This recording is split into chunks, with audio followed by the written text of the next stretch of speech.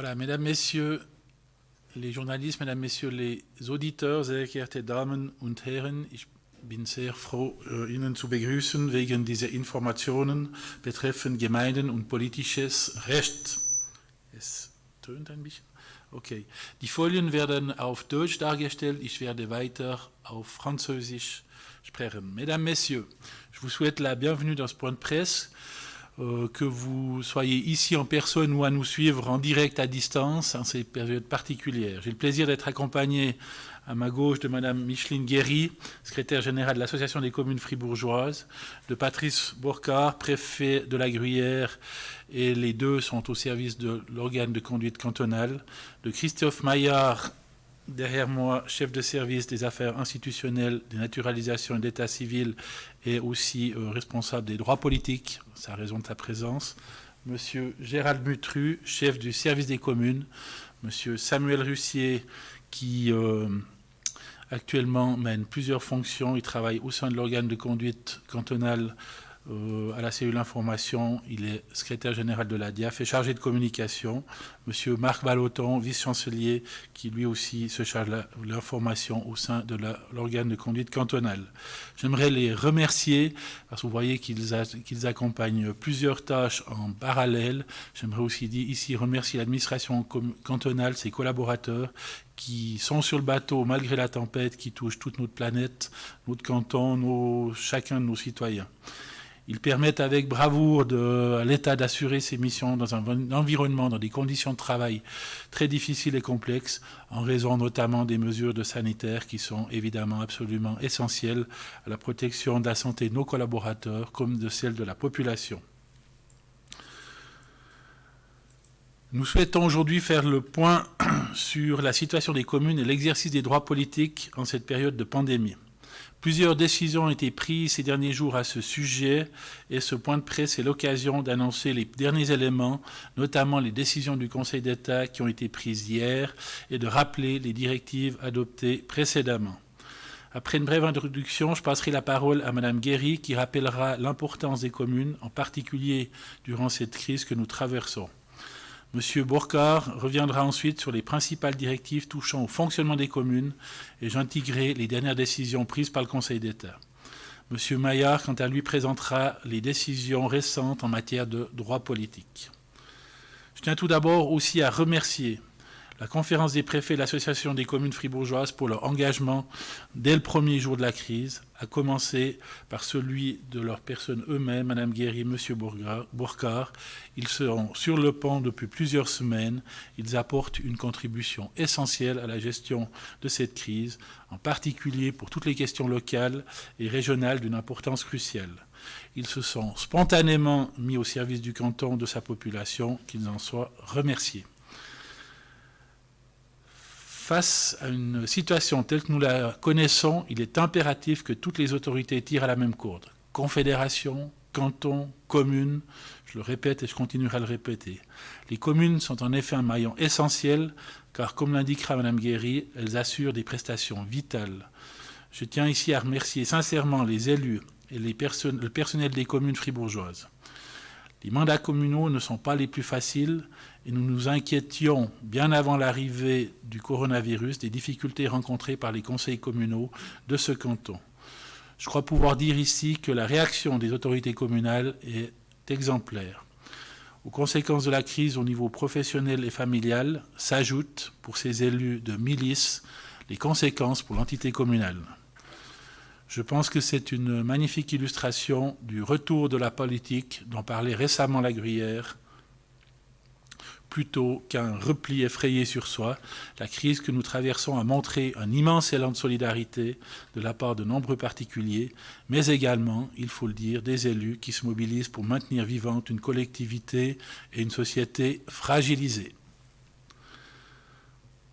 Pour les soutenir, l'OCC, l'organe de conduite cantonale, avec l'Association des communes fribourgeoises et en discussion avec les directions de l'État concernées, a dicté de nombreuses directives pour orienter les autorités dans cette situation totalement inédite. Il s'agissait de pouvoir répondre très rapidement aux interrogations légitimes des communes. De nouvelles directives seront élaborées ces prochains jours en fonction des domaines qu'il reste à clarifier. Il s'agit aussi de permettre maintenant aux communes de se retrouver dans la quantité d'informations distribuées et de directives distribuées. Madame Guéry, à qui je passe la parole maintenant, dira plus sur ce point. Volontiers, merci beaucoup, monsieur le conseiller d'État. Mesdames et messieurs, c'est vrai que dans cette période de crise, force est de constater qu'elle révèle un principe qu'on oubliait, celui de la solidarité. Il y a de nombreuses initiatives citoyennes qui fleurissent sur le terrain, des bénévoles, chacun veut aider son prochain, et puis ça permet de consolider les liens intergénérationnels qui sont aussi une stratégie politique de tous les jours, mais là qui prennent une vitesse grand V.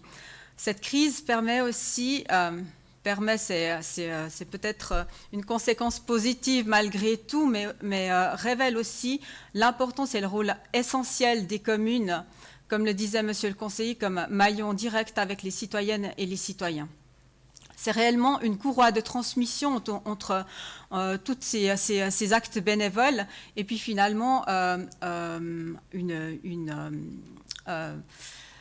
un but qui est le nôtre, qui est celui de toutes les fribourgeoises et de tous les fribourgeois, celui d'endiguer cette pandémie.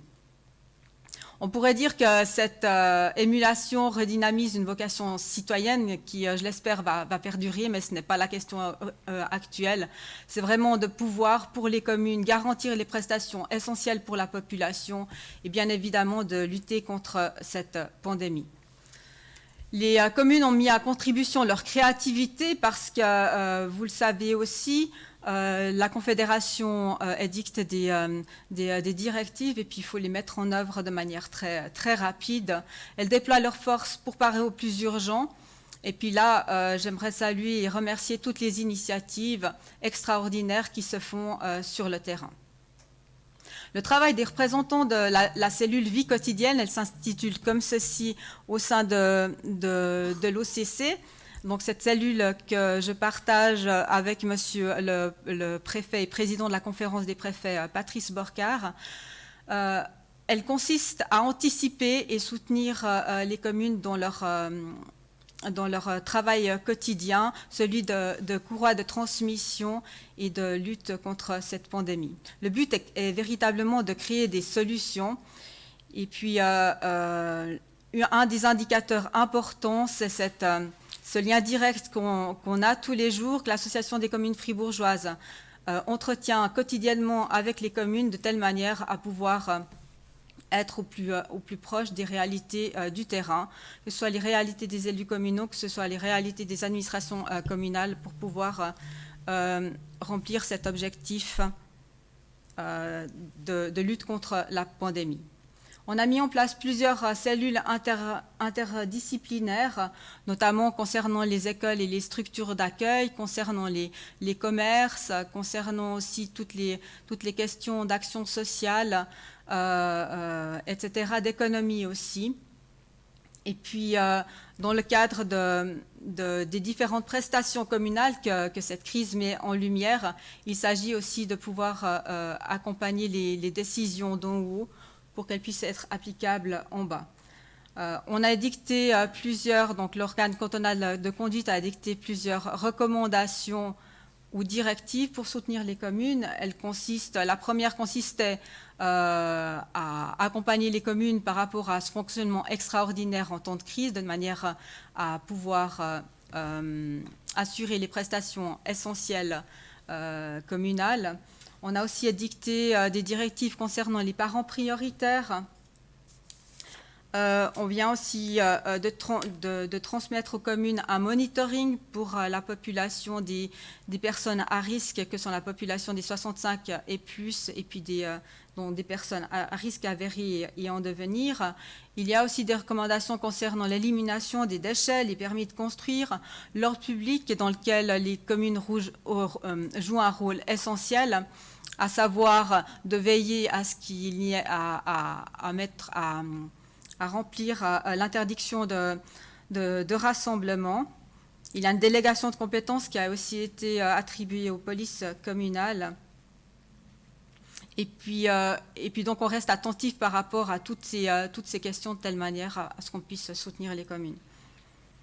Il y a d'autres outils qu'on a mis en place. On ne va pas le répéter parce qu'elle a fait l'objet aussi d'un communiqué de presse. C'est la nouvelle hotline vie quotidienne et soutien psychologique qui vient d'être ouverte en début de semaine. Monsieur Borcar y reviendra.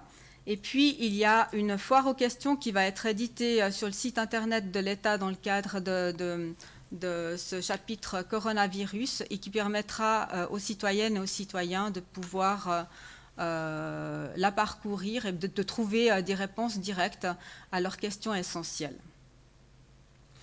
À l'intention des communes, on va aussi recueillir toutes les directives qu'on leur a transmises en direct, de telle manière qu'elles puissent avoir un répertoire. Ce sera un recueil électronique à leur disposition. Elles peuvent aussi télécharger les directives et les recommandations sur le site internet de l'Association des communes fribourgeoises. Voilà, j'en ai terminé en remerciant encore une fois tous les élus communaux pour leur engagement et aussi toutes les fribourgeoises et les fribourgeois qui participent à ces actions citoyennes. Merci Madame la Secrétaire Générale. Monsieur Patrice Borcar, préfet.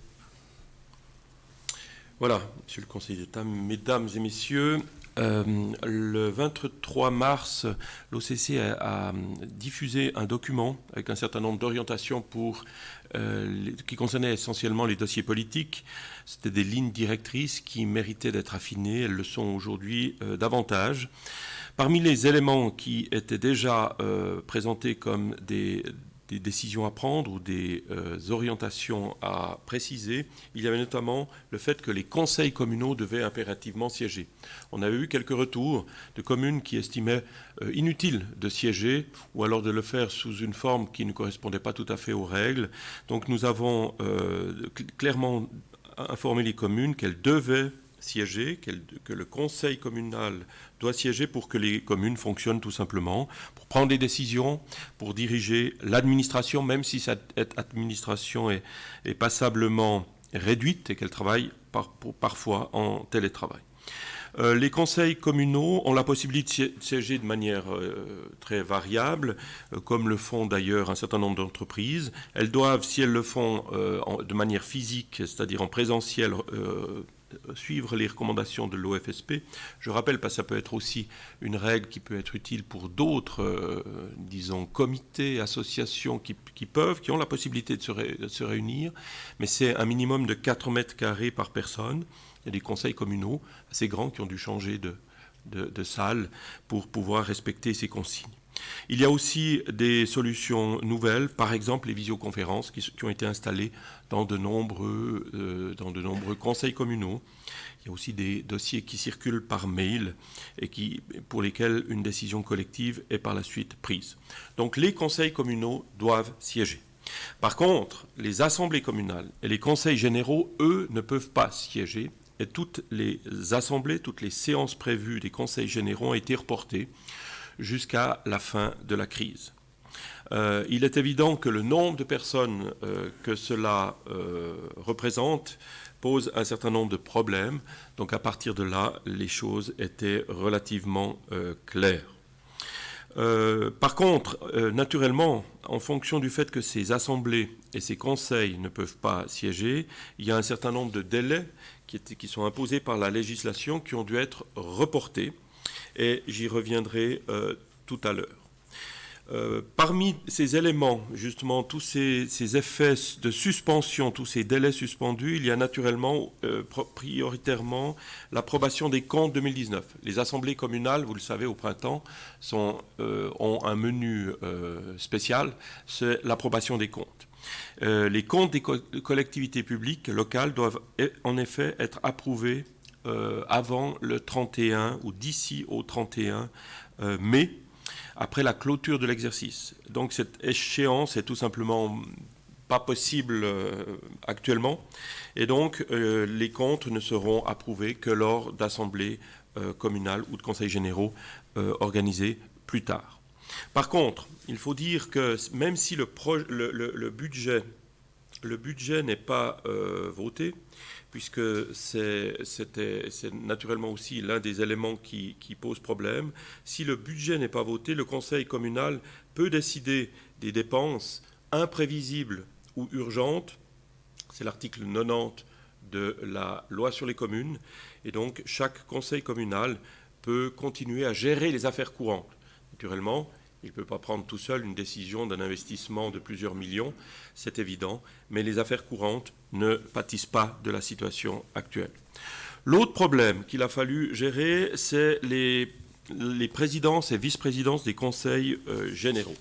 Vous savez que les conseils généraux, et notamment leurs responsables qui sont élus au début de la législature de 5 ans, sont renouvelés tous les printemps, contrairement au président du gouvernement qui entre en fonction le 1er janvier. Donc c'est durant cette période-là que normalement les conseillers, les présidences et vice-présidents de conseils généraux doivent être élus. Et comme il n'y a pas d'assemblée ni de conseil, eh bien, nous avons estimé qu'il était nécessaire que ces personnes puissent rester en place. Les personnes actuellement en fonction peuvent rester de manière plus continue jusqu'à ce que nous puissions de nouveau mettre en place les conseils généraux.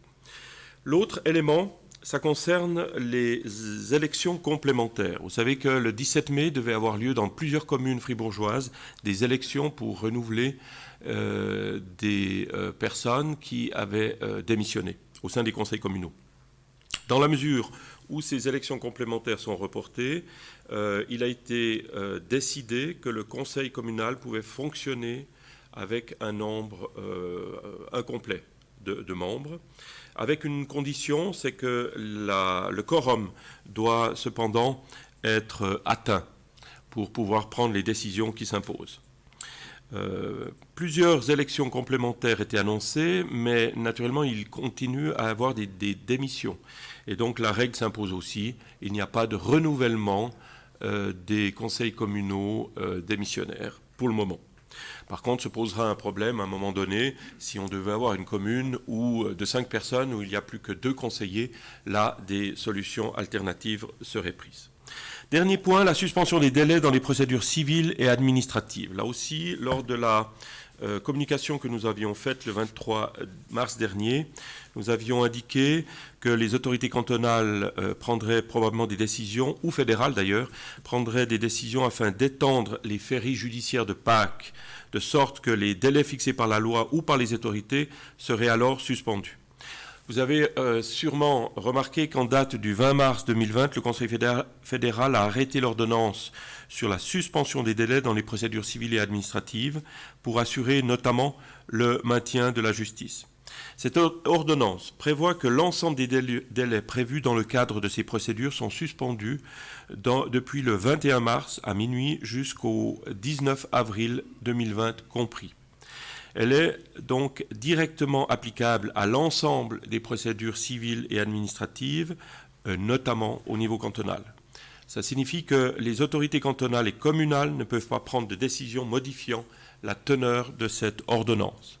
Par conséquent, l'ensemble des délais, qu'ils soient fixés directement par la loi, par exemple le délai de mise à l'enquête, ou fixés par l'autorité, par exemple la détermination sur une opposition ou un recours, dans le cadre de procédures de planification, le PAL, le PAD, etc., ou de permis de construire, tous ces délais sont suspendus durant la période définie par l'ordonnance fédérale. Je prends un exemple. Si un délai d'enquête a débuté le lendemain de la publication d'un avis de la feuille officielle du 13 mars dernier, par exemple, il est suspendu dès le 21 mars et recommencera à courir le 20 avril prochain. Il était important que le droit des administrés, des éventuels opposants, demeure sauvegardé dans la mesure où le temps qu'ils ont habituellement à disposition pour consulter les dossiers et pour faire valoir leurs droits n'est pas réduit ainsi. S'agissant, pour les communes, s'agissant de la manière de calculer les délais, c'est un peu compliqué quand même, il est possible pour ces communes d'aller sur le site internet du CECA, où il y a un document qui leur permet de s'y retrouver et de proposer, si besoin est, des réponses aux citoyens. Voilà, Monsieur le Président. Merci, Monsieur le Préfet. En concertation avec l'Association des communes fribourgeoises et la Conférence des préfets, le Conseil d'État a fait un pas de plus hier en décidant d'annuler tous les scrutins communaux prévus le 17 mai 2020. Il s'agit ici de clarifier la situation pour les communes qui envisageaient d'organiser un tel scrutin sans savoir si les conditions étaient réunies. En effet, il est important de souligner que la tenue du scrutin lui-même n'était pas le plus problématique sur le plan technique. Le vote par correspondance aurait, par exemple, pu être généralisé comme l'a fait Genève récemment. Notre préoccupation a été en revanche portée sur la campagne en vue du scrutin. Il ne sera pas possible, selon nous, d'organiser des séances d'information ou de débats publics avant plusieurs semaines. Aucune campagne de terrain ne pourra avoir lieu dans les conditions actuelles. Donc, dans ces conditions, il est apparu évident au Conseil d'État que le droit constitutionnel à la libre formation de l'opinion n'était plus garanti et qu'il fallait clarifier la situation pour l'ensemble des communes. C'est d'ailleurs ces mêmes arguments qui ont prévalu pour la décision concernant le Grand Fribourg d'annuler le vote consultatif qui était lui aussi prévu le 17 mai. Cette décision a toutefois une conséquence assez problématique. Les communes qui souhaitent introduire un conseil général, elles sont au moins 5 dans ce cas, devraient ou doivent voter au plus tard 6 mois avant les élections de mars prochain. Le 17 mai était ainsi le dernier week-end de votation possible pour instituer un conseil général pour la législature 2021-2026. En accord avec le Conseil d'État, l'Association des communes fribourgeoises et les préfets, la direction des institutions de l'agriculture et des forêts, va examiner les solutions pour éviter que la crise actuelle ait des conséquences sur les institutions communales jusqu'en 2026. Donc, nous allons chercher des pistes pour trouver des solutions avec différents scénarios pour que les élections du printemps 2021 ne soient pas perturbées, que la législature prochaine ne soit pas perturbée. D'autre part, le Conseil d'État a également décidé de reporter d'une année la mise en œuvre de la loi sur les finances communales avec l'introduction du nouveau plan comptable harmonisé MCH2 dans les communes. Les séances d'information aux communes organisées par le service des communes ici présent en mars et en avril ont dû être annulées. Par ailleurs, comme vous l'avez vu, les autorités et les administrations communales vont être mises à rude épreuve ces prochains mois. Néanmoins, les communes qui souhaitent malgré tout basculer dans le nouveau système pourront le faire sur une base volontaire et non plus obligatoire. Enfin, nous examinerons dans les semaines à venir les conséquences de la crise sur les finances communales et notamment leurs effets sur la péréquation intercommunale en sachant que les comptes 2020 risquent d'être très particuliers à analyser. Voilà pour ces informations. Je donne maintenant la parole à M. Christophe Maillard pour les droits politiques. Merci, Monsieur le conseiller d'État, Mesdames et Messieurs. En ce qui concerne la question des droits politiques, en fait, dans la droite ligne de ce que vient de dire Monsieur le conseiller d'État en lien avec l'annulation des votations communales du 17 mai, en fait, le motif pour lequel cette ordonnance suspendant les délais en matière de droits politiques a été pris, c'est essentiellement justement la nécessité d'assurer le débat démocratique et la formation de l'opinion. En fait, à l'heure actuelle, au vu des mesures qui ont été prises par l'OFSP, il n'est quasiment impossible d'assurer la libre formation de cette opinion.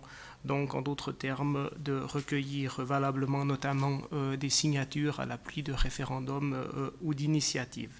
Pour ce faire, il faut qu'un débat politique puisse avoir lieu, que des informations puissent être données, et cela implique souvent la tenue de séances ou d'autres choses de ce genre. Donc, ça c'est le motif. Un autre motif aussi, c'est bien entendu avoir un parallélisme avec les mesures qui ont été prises en la matière au niveau fédéral. Donc, au niveau fédéral, le Conseil fédéral a pris une initiative qui suspend les délais en matière de droits politiques, lui aussi à partir du 21 mars. Ça, c'est pour le niveau fédéral. Eh bien, le canton a fait de même pour le niveau cantonal et le niveau communal. En ce qui concerne les mesures, elles sont similaires à celles qui sont prises au niveau fédéral, c'est-à-dire il y a d'abord une suspension des délais pour la récolte des signatures pour les référendums et les initiatives dans les aux deux niveaux, donc cantonal et communal. En lien avec cela, donc, il y a une suspension des délais qui sont impartis aux autorités pour donner suite aux initiatives ou référendums qui ont été aboutis. Donc ça implique par exemple la validation, la vérification des signatures qui ont été déposées, donc l'attestation de la qualité des électeurs et l'organisation du scrutin si toutes ces opérations ont déjà été faites avant le 21 mars. Pourquoi une interdiction de récolter les signatures? Eh bien, tout simplement parce que s'il n'y avait pas une telle interdiction pendant cette période, les délais de récolte de signatures seraient indirectement prolongés, ce qui n'est pas non plus souhaité. Voilà, en ce qui concerne l'entrée en vigueur, justement, elle a été fixée, comme je l'ai déjà dit, au 21 mars 2020, à l'instar de l'ordonnance du Conseil fédéral. Merci pour votre attention. Merci au chef de service et je donne maintenant la parole pour clore, avant d'ouvrir les questions, à M. Borcard pour la coordination entre l'organe de conduite cantonale et la conférence des préfets. Merci. Voilà, merci. Effectivement, la conférence des préfets joue un rôle plus important de coordination à l'échelle donc de l'ensemble des districts. On se réunit maintenant chaque semaine, contrairement au rythme mensuel précédent. Ce soir encore, nous avons une séance de coordination, car il est important de pouvoir assurer une approche identique de l'application des règles fédérales, cantonales, dans chacun de nos districts. Ça a été notamment le cas assez, disons, parfois problématique, avec des nuances qui sont apportées de manière, disons, distanciée de la part des préfectures ou des communes par rapport à la fermeture des commerces. Là, nous avons maintenant, de manière cohérente, décidé d'une approche identique pour l'ensemble des préfectures. Nous avons aussi dû donner un certain nombre de pouvoirs aux préfets par rapport à des thèmes très particuliers, comme par exemple la gestion des campings. La préfecture de la Broye se trouvait devant une situation problématique avec l'ouverture des campings le 1er avril, puisqu'il y a 7 ou 8 000 personnes qui étaient susceptibles d'arriver dans les campings, ce qui posait un vrai problème sanitaire en cas de pandémie. Donc voilà, on arrive à trouver la bonne décision, à mettre la bonne décision au bon niveau, et ça c'est grâce notamment à la coordination entre l'OCC et la conférence des préfets. Il faut dire aussi que les préfectures ont été, durant les premiers jours et jusqu'à aujourd'hui encore, submergées par de nombreuses demandes des citoyens. C'est un peu l'entrée première des citoyens lorsqu'il s'agit de poser des questions sur la vie quotidienne et sur les nouvelles règles de la vie durant cette crise. Et donc là aussi, les préfectures ont joué pleinement leur rôle, ont assumé ce rôle de terrain. Elles ont aussi, elles peuvent maintenant déléguer en quelque sorte cette information, le fait de remonter cette information au niveau de l'OCC grâce à la mise en place de cette hotline dont Mme Guéry a parlé. Une hotline qui s'adresse à la population prioritairement, mais à toutes les personnes qui ont un doute sur le fonctionnement de telle ou telle décision, sur la mise en œuvre de telle ou telle règle. Cette hotline rencontre un joli succès puisque hier, nous avons, premier jour de mise en route, a déjà eu quelques 150 appels, ce qui démontre bien son utilité.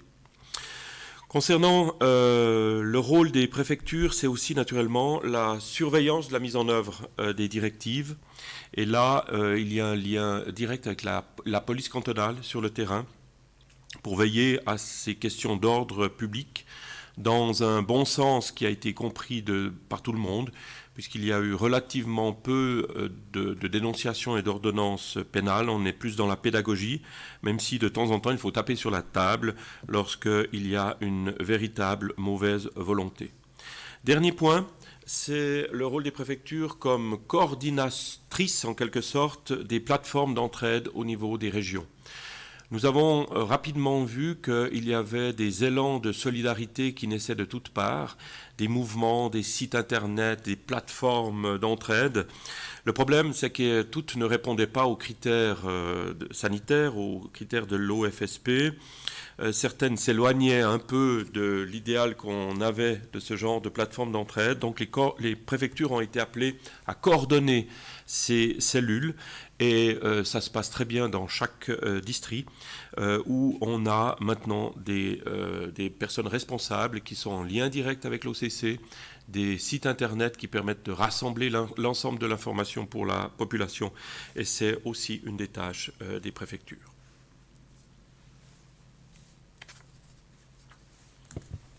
Merci, Monsieur le Préfet. Voilà, Mesdames, Messieurs, nous arrivons au terme de cette information. Avant d'ouvrir le débat, la discussion, j'aimerais dire qu'on est ici dans un processus extrêmement dynamique et puis qu'il y a des décisions qui doivent se prendre très rapidement. Et dans cette situation particulière qui demande l'improvisation, l'adaptation, je dois dire qu'il y a un énorme travail de coordination qui est fait. J'aimerais remercier ici tous les acteurs, l'Association des communes, les préfets, mais aussi l'administration, comme je l'ai dit, qui nous soutient par ses compétences, par ses conseils et nous permet d'avancer. Merci à tous les acteurs qui sont engagés ici. Je dois dire que cette solidarité, cette coordination essentielle au bon fonctionnement de cette société, elle m'impressionne en ces moments. Voilà, après tout ce qu'on dit aujourd'hui, vous le savez, c'est un peu plus stable maintenant, mais c'est sujet à devenir faux demain. On est dans un processus qui évolue et les décisions peuvent suivre à une rapidité qu'on ne connaissait pas par le passé. Voilà, et j'arrive au terme de cette Konferenz. Ich möchte die Diskussion eröffnen. Sie können Fragen stellen, vous pouvez poser des questions. Et je rappelle que, vu la situation particulière, les médias ont aussi l'occasion de suivre à distance et de transmettre leurs questions. Mon secrétaire général, Samuel Russier, transmettra les questions des médias à distance. Merci. À qui puis-je donner la parole? Monsieur Mouron.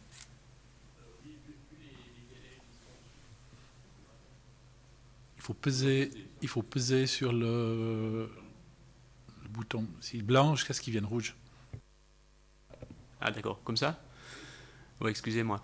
Oui, je disais, vu les délais qui sont demandés, enfin qui sont prévus dans les communes, les scrutins reportés, etc., par rapport aux élections communales de mars de l'année prochaine, est-ce qu'on a un peu plus de précision? Vous aviez évoqué la perspective de les reporter de quelques mois. Est-ce qu'une décision a été prise à ce niveau-là?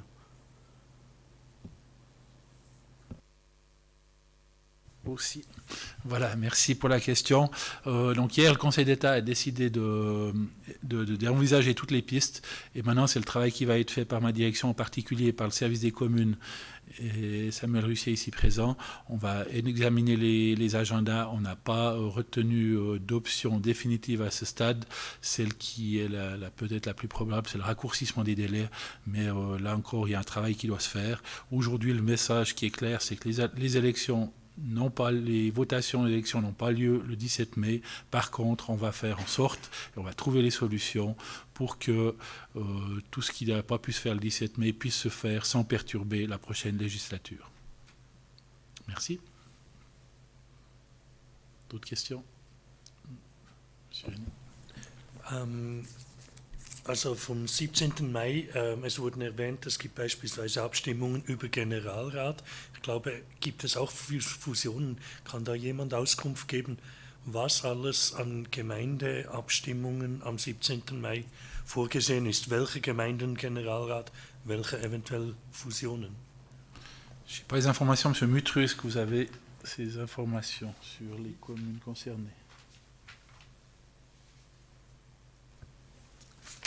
Alors disons qu'à notre connaissance, et cette liste n'est peut-être pas exhaustive parce qu'on n'a pas fait une vérification, disons, complète, on aurait les communes de Courtepin, Glettrans, Granges, Montvuilly, Néru et Sivirier qui avaient prévu, disons, d'introduire le Conseil général.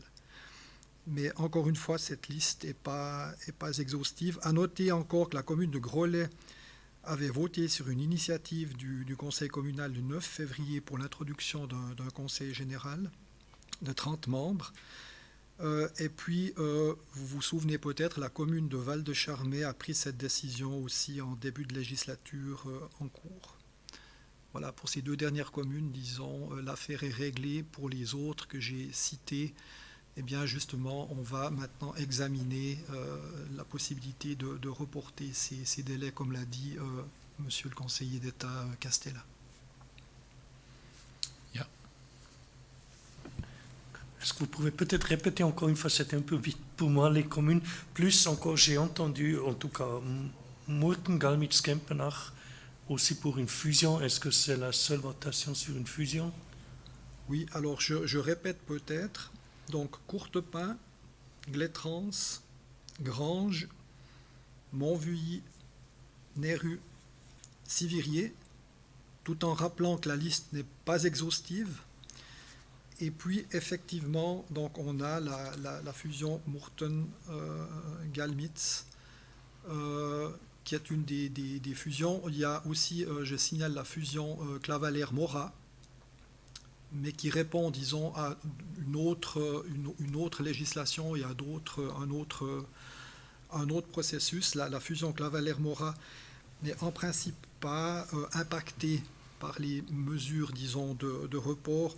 Pour ce qui est de la fusion de Galmitz, Gempenach et Morat, disons, on étudie actuellement la question et on est en train de consulter les autorités concernées, en particulier la préfecture du Lac, et nous allons, disons, répondre à cette question dans les jours qui viennent. Concret. Oui, M. Mourant. Juste par rapport à ça, la fusion Clavaleyres-Morat, le peuple a déjà voté, y compris au niveau cantonal. Ça ne doit plus qu'être ratifié par l'Assemblée fédérale, je pense. Je ne comprends pas. Monsieur Russier, vous pouvez donner quelques compléments d'information. Oui, comme ça a été dit, il n'y a pas de conséquences au niveau des scrutins. Effectivement, tous les scrutins au niveau communal et cantonal, dans ce cas-là, ont été réglés par chance avant l'arrivée de la crise. L'impact que ça peut avoir, c'est au niveau du traitement fédéral, puisqu'on est dans la phase d'approbation par la Confédération. Le dossier va être envoyé par les 2 gouvernements bernois et fribourgeois dans les toutes prochaines semaines, avant la fin du mois d'avril. Mais évidemment, vu la situation, il n'est pas certain que la Confédération puisse traiter ce dossier dans les délais qui étaient initialement prévus. Donc pour l'instant, on ne peut pas confirmer qu'il y aura un impact, mais il n'est pas du tout exclu, vu la situation et le mode de fonctionnement des chambres fédérales actuellement, et l'administration fédérale qui est forcément fortement sollicitée, comme les administrations cantonales et communales, que ça ait un impact sur le calendrier. Oui. Est-ce qu'il y a des communes fribourgeoises pour qui le fait que le Conseil général ou l'Assemblée communale ne peut pas se réunir ont des problèmes parce qu'elles ont des crédits urgents? Je pense par exemple aux écoles ou je sais pas, à des clubs de sport dont les infrastructures devraient être remises en état pour un certain délai. Est-ce qu'il y a ce genre de situation? Ça touche les propos de Monsieur le Préfet à qui je donne la parole. Oui, donc on l'a dit, l'article 9 Ton micro. L'article 90 de la loi sur les communes permet aux exécutifs de gérer, pour une part en tout cas, ce genre de situation. À notre connaissance, on n'a pas eu de retour de ce type-là, où il y aurait des situations de crise qui empêcheraient telle ou telle réalisation ou qui mettraient en péril la vie associative comme vous le suggérez. En tout cas, nous n'avons pas eu ce genre de retour. Si ça devait se faire, naturellement, c'est en concertation avec les préfectures que les décisions devraient se prendre. Là, je donne peut-être la parole à la représentante des communes, ici présente, Mme Guéry. Volontiers, mais c'est pour confirmer le fait qu'à notre connaissance non plus, avec les liens qu'on entretient quotidiennement, on n'a pas ce retour-là. Les communes sont vraiment au front pour gérer l'urgence de cette pandémie. Monsieur Mitreux. Oui, peut-être juste un complément d'information. Certaines communes ont déjà utilisé donc cette disposition qu'on vient de citer et qui permet à l'exécutif, disons, d'engager des dépenses sous l'empire de l'imprévisibilité et de l'urgence. Donc c'est un outil assez souple qui, effectivement, à l'époque, n'avait pas été prévu pour être mis en œuvre dans les circonstances actuelles, mais qui sert, disons, actuellement, et qui peut servir actuellement à tous les exécutifs. À notre connaissance, très peu de communes l'ont utilisé jusqu'à maintenant, mais évidemment, selon la durée de la crise, bon nombre de communes vont probablement devoir l'utiliser. Mais nous n'avons pas, disons, pour l'instant, de signes qui laisseraient penser que c'est un problème, disons, majeur actuellement pour les exécutifs communaux. Mais encore une fois, ça peut changer avec le temps qui passe. Merci. Je crois que M. Roussier, vous avez des questions à distance.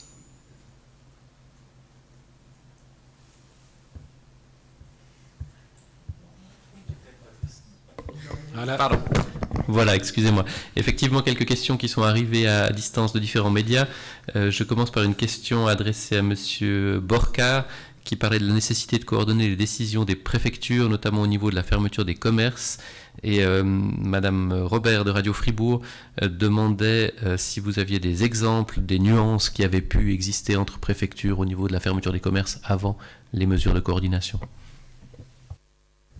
Je pourrais donner des nuances entre les cantons, parce que nous n'avons cessé d'essayer d'avoir une approche aussi coordonnée de manière intercantonale. Vous savez, l'ordonnance sur laquelle on s'appuie, c'est l'ordonnance fédérale, qui ne traite pas tous les cas de figure, naturellement.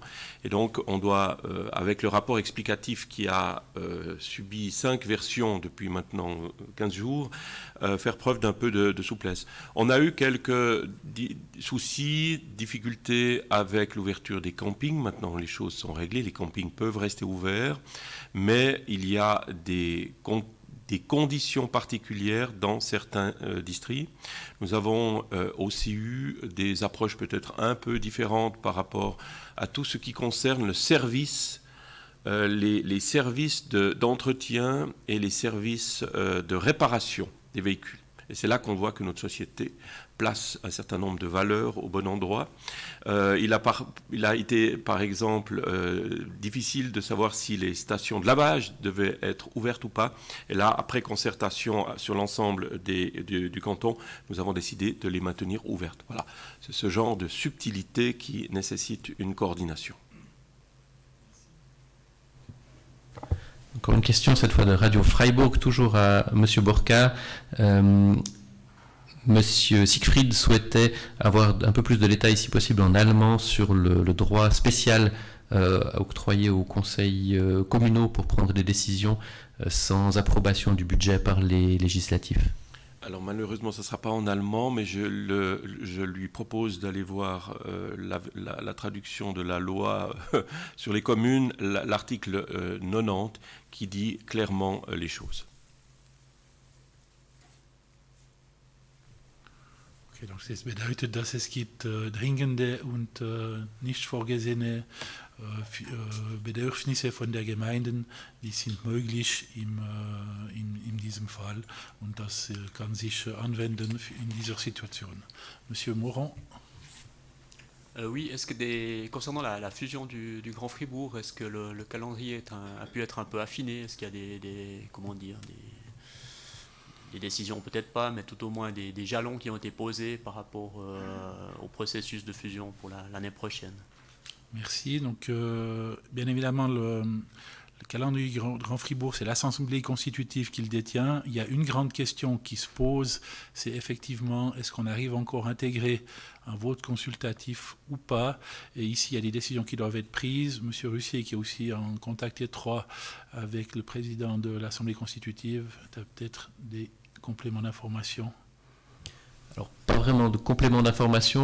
On a annoncé au moment de la décision du comité de pilotage d'annuler le vote du 17 mai, on a annoncé qu'on allait travailler sur le calendrier. On est en train d'examiner les différents scénarios. Il faut dire aussi que les personnes concernées, je pense notamment au président de l'Assemblée constitutive, qui est également préfet de la Sarine, est fortement mobilisé par la gestion de la crise au sein de l'OCC. Donc on est en train d'affiner les choses.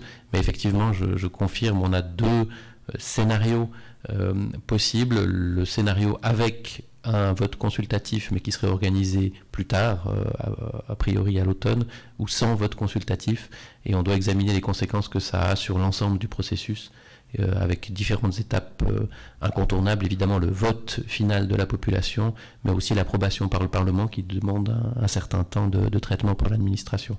Mais aujourd'hui, il n'y a pas de calendrier possible, et de toute manière, comme le rappelait Monsieur le conseiller d'État, la décision finale sur le calendrier sera prise par l'Assemblée constitutive, qui, comme les assemblées communales ou les conseils généraux, ne peut pas siéger avant plusieurs semaines. Donc on fera en sorte que lors de la prochaine rencontre de l'Assemblée constitutive, le comité de pilotage ait les informations nécessaires pour que la décision puisse être prise. Je dois dire, je compléterai simplement qu'à titre personnel, je pense qu'il serait souhaitable que le calendrier actuel puisse être tenu, étant donné qu'après on reportait dans la législature et ce serait assez compliqué, notamment en raison des élections communales. D'autres questions? Oui, M. Russier. Alors, je reviens sur une question reçue également par WhatsApp du régional Journal Bern, Freiburg-Wallis, M. Watbourg, qui demande, alors ça concerne plutôt le Parlement cantonal, mais qui demande si le Parlement a des sessions extraordinaires et si le droit d'urgence, les décisions urgentes qui ont été prises devaient être validées par le Parlement. Je ne sais pas si je peux répondre éventuellement directement, mais le bureau du Parlement a annoncé la semaine dernière qu'une session supplémentaire serait ajoutée à son programme en août, mais qu'actuellement les sessions sont suspendues. Donc la session de mars qui devait avoir eu lieu la semaine dernière a été annulée. Pardon. Et les sessions de mai et juin seront confirmées en fonction de l'évolution de la situation. Et puis sinon, effectivement, concernant le droit spécial et décisions qui ont été prises par le Conseil d'État, la Constitution permet au Conseil d'État de prendre ces décisions et ensuite le travail parlementaire pourra avoir lieu lorsque le Parlement recommencera à siéger. Je peux compléter en disant que le bureau du Grand Conseil se réunit à ma connaissance demain pour notamment analyser la situation par rapport aux sessions de mai et de juin et pour aussi voir comment on peut continuer à travailler notamment dans les commissions qui sont à ce jour toutes suspendues, voir s'il y a possibilité de travailler tout en respectant bien évidemment les consignes sanitaires. D'autres questions, M. Russier? Oui. J'avais encore une question. J'ai appelé hier quelques communes et il y a un souci qui revient dans plusieurs, c'est de savoir si une partie du personnel communal peut être placé en chômage partiel. Alors je sais que ça ne dépend pas du canton, ça dépend de la Confédération, mais est-ce que vous avez quand même une réponse pour les communes à ce sujet? On se regarde tous apparemment. Madame Guéry? Oui. Je n'ai pas les réponses directement. Par contre, la question, elle est en cours d'analyse par rapport à ça. Parce qu'il y a aussi toute la question du personnel de droit public engagé sous droit public qui, en principe, n'a pas droit à des RHT, au contraire du personnel engagé sous droit privé. Mais il y a quand même des fonctions régaliennes à prendre en considération. C'est pour ça que je ne peux pas vous donner une réponse directe. Par contre, les communes auront des réponses prochainement sur ces questions de personnel communal. Merci. Y a-t-il d'autres questions? Ça semble pas être le cas. Je vous remercie de vos présences. Ich bedanke mich für die Teilnahme. Je vous souhaite une excellente journée. Merci de votre participation à tous.